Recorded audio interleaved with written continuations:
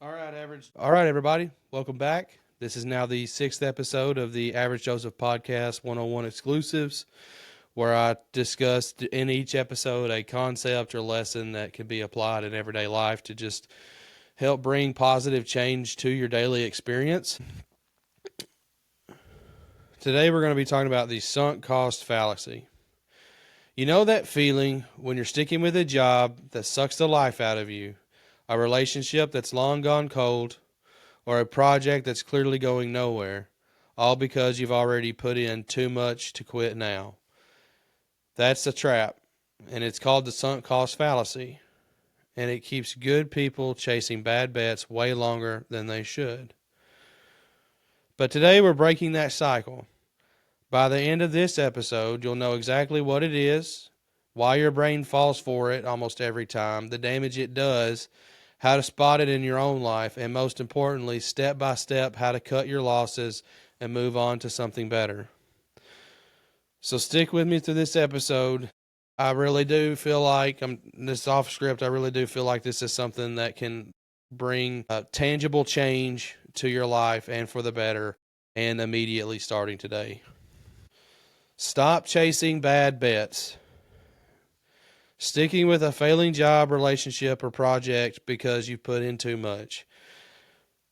That's a question I want you to sit with for a second. Because if you're honest, most of us have done it. I've done it. My friends have done it. And today we're going to learn how to stop. The sunk cost fallacy traps you in losing games, but the good news is you can walk away and still win big in the long run. Let's start by defining this thing properly. At its core, the sunk cost fallacy is when you continue investing time, money, energy, or emotion into something, not because it has real future value, but simply because you've already invested so much in the past. Now, when I read this, I don't immediately relate to it, but as we go on in this episode, you'll find out, even if you don't immediately relate to that summary, parts of it are going to stick out to you, and that's what I want you to pay attention to. And that's when I realized that I had aspects of this going on in my own personal life. So those past costs, they're sunk, gone forever, irrecoverable, but our brains treat them like they still matter. This is deeply rooted in something called loss aversion. Behavioral economists like Daniel Kahneman and Amos Tversky show that humans feel the pain of loss about twice as strongly as the pleasure of gain. So we hate the idea of wasting what we've already put in, even if walking away is the smart move. So if it ever feels like it's just too hard to walk away, I'm going to say too hard in quotations because it's not impossible. There's scientific validation of that being the case. So the loss and then the emotional response, the negative emotional response to loss, is twice as strong as the positive emotional response to gain or getting the outcome we want to see. So a classic example of this, you stay in a toxic job because I've been here 5 years. I can't just throw that away. But here's the truth. Those 5 years are gone whether you stay or leave. The only question is, do the next 5 years look promising? Another everyday one. You buy a $150 ticket to a concert. The day comes, you're exhausted, it's pouring rain, and the band isn't even your favorite anymore, but you go anyway because I already paid for it. That's sunk cost in action. Or think about gambling. Someone's down $1,000 at the casino and thinks, I can't leave now. I've lost too much. I need to win it back. They almost always lose more. Relationships are this way too. Staying with someone who's wrong for you because we've been together 8 years and all that history, or whatever the reason is outside of I love them and this is the way the relationship is supposed to work. History is nice, but is the future bright? Think about your own life right now. Is there anything you're holding on to just because of what you've already invested? We'll come back to that. Your brain has bad math. So why does this happen? Why is our brain so bad at this particular kind of math? There are a few big culprits. There's more than these, but these are the main ones. So the first one is ego. Quitting feels like admitting failure. We tie our identity to persistence. I'm not a quitter. Society praises the person who sticks it out and mocks the one who bails. But smart quitting isn't failure, it's. The second one is hope bias or optimism bias. We tell ourselves, it'll get better if I just keep going a little longer. We've all done this. One more push and it'll turn around. Spoiler alert, if it's been bad for a long time, one more push rarely fixes it. Now, if you're like me, there used to be this meme of of this, I don't even know what you would call it, this person. I'm sure there's a very common name, but they had like a pickaxe and they were like, going through the rocks with a pickaxe trying to find treasure.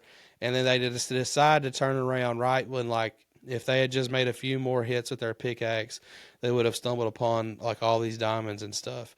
And that stuck with me, and so that makes it very hard for me to just say this isn't worth it, or I don't see any benefit in this. It makes it very difficult for me to make that admission and then use that as a reason to stop where I'm at. But that's the sunk cost fallacy in and of itself. All right, and then the third is social pressure. What will people think if I bail? Friends, family, coworkers, they might judge you. They might say things like you gave up too easily. There's a lot, personally speaking, that could be said to you when it comes to social pressure. And social pressure is definitely, if you're someone with low self-esteem, social pressure is something that's going to keep you in situations that are not good for you longer than you need to be in them, because you're getting some kind of affirmation, at least, even if it's not what you want to hear. You're getting some kind of affirmation or confirmation on what you need to do from someone externally to you. Now, that's not always a bad thing. Sometimes we need to get the opinions of other people. But in this case, it's the opinions of other people that are keeping us in a position or situation that's not good for us. All right. When past costs steal your future, this isn't just annoying, it's actively harmful. First, wasted resources. Every extra day, dollar, or ounce of energy you pour into a bad bet is gone forever. It's compounding the loss. Second, missed opportunities. While you're clinging to the sinking ship, better ships are sailing by. A new job, a healthier relationship, a passion project that actually excites you. Opportunity cost is brutal here. Third, stress and burnout. Holding on to something draining eats your mental health. Anxiety, resentment, exhaustion. I can testify to this wholeheartedly, that sticking out, either trying to stick out or just not being able to let go, not wanting to let go of something because like out of fear, you know, you're either going to stay in a situation out of fear, so you remain afraid, or you're going to let go and risk making the wrong decision, and then you're going to be afraid. But if you let go because you know where you're staying is out of fear and not out of a genuine desire or conviction to be there, if you let go and you make the wrong decision, you learn a lesson. If you let go and it's the right decision, you learn the lesson, plus you're in a better position than you were before. So it's not the end of the world either way, but staying is, there's, as far as I can logically play this out in my head, when it gets to this point, there's no benefit to it. How do you know if you're currently caught in a sunk cost trap? Here are 3 red flags. Your main justification is, I've spent too much to stop now. If that's the strongest reason you're staying, that should ring alarm bells. Number 2, you dread it. The thought of doing the thing or being with the person drains you, but you stay.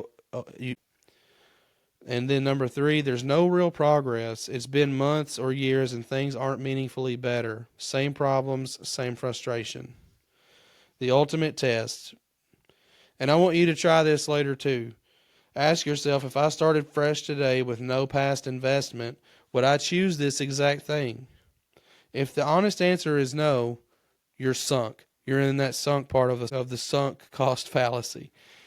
Example, the expensive degree program that's miserable. If you were 18 again, knowing what you know now, would you sign up? Probably not. Or a friendship that's become one-sided. If you met this person today, would you invest in this? Would you invest the effort that you're putting in now? If no, it's time to reevaluate that friendship. Or even small stuff like a streaming service you never watch or a book you're 200 pages into that you hate. Yes, it's okay to stop reading a bad book. Or for me, it's okay to stop watching a show that you don't find interesting anymore. I know a lot of people love Stranger Things. I love Stranger Things, but there's just something about the first 4 episodes of season 5 that I just cannot connect with. Now, I pushed through. I guess I'm being a hypocrite saying this, but I pushed through because it was 4 episodes. But if things don't turn around, I'm gonna make a commitment to just let it go because I if I continue to watch the show hoping it gets better, but we're already halfway through and I'm already wishing it was over, like I'm probably it's probably not going to do me any good to continue watching the show. So now let's talk about 4 steps to let go. All right, step 1, face reality. Get it out of your head and onto paper. Make a brutally honest pros and cons list. Then ask, based on future value alone, is more effort worth it? No sugarcoating your answers. Step 2, ignore the past. Literally remind yourself out loud, sunk costs are gone forever. They don't get a vote in my future decisions. Focus only on marginal costs and benefits from today forward. This is economist thinking and it works. Step 3, start small. Build quitting muscle with low stakes things. Cancel that unused subscription. Stop watching that boring TV series. Okay, yeah, that's me. Delete the app you scroll mindlessly. Small wins could build confidence for bigger ones. And then step 4, get outside perspective. Ask a trusted friend. So this is where getting that outside perspective is beneficial. Knowing everything, would you keep going if you were me? Or even imagine advising your best friend in the same situation. We'd tell them to leave way sooner, most likely. And then moving on to how we can help others in their endeavor to get out of the sunk cost trap. This isn't just about you. Once you're free, you can help the people you care about. How to guide someone else's exit without sounding judgmental. First, ask powerful questions. What's really keeping you in this? What's the ongoing cost to your happiness, energy, and money? What would your life look like without it? Questions open doors better than statements. That is super important advice that I wish I could give everybody. So this question is just as important as the overall lesson of sunk cost fallacy. Questions open doors better than statements. Second, normalize smart quitting. Share your own interests. Share your own stories. I quit that thing. It was hard at first, but man, the relief and new opportunities were worth it. Third, support their pivot. Ask, what's one new thing you'd love to try if this wasn't taking your time? Help them envision the better path. All right, so we're almost done with the sunk cost fallacy, but I want to give a 7-day smart quitting challenge. So it'll take place in 3 phases. We'll have day 1, days 2 to 4, and days 5 to 7. So day 1, I want you to sit down and write out one thing you're currently sticking with, mainly because of time, effort, money already spent. Be specific, no judgment, just honesty. Days 2 to 4, for that specific thing that you identified in step 1, List its realistic future value. Pros for continuing, cons for continuing. And be brutally honest. Then ask, is it worth more of my life? And then days 5 to 7, take action. Quit or significantly scale back that one bad bet.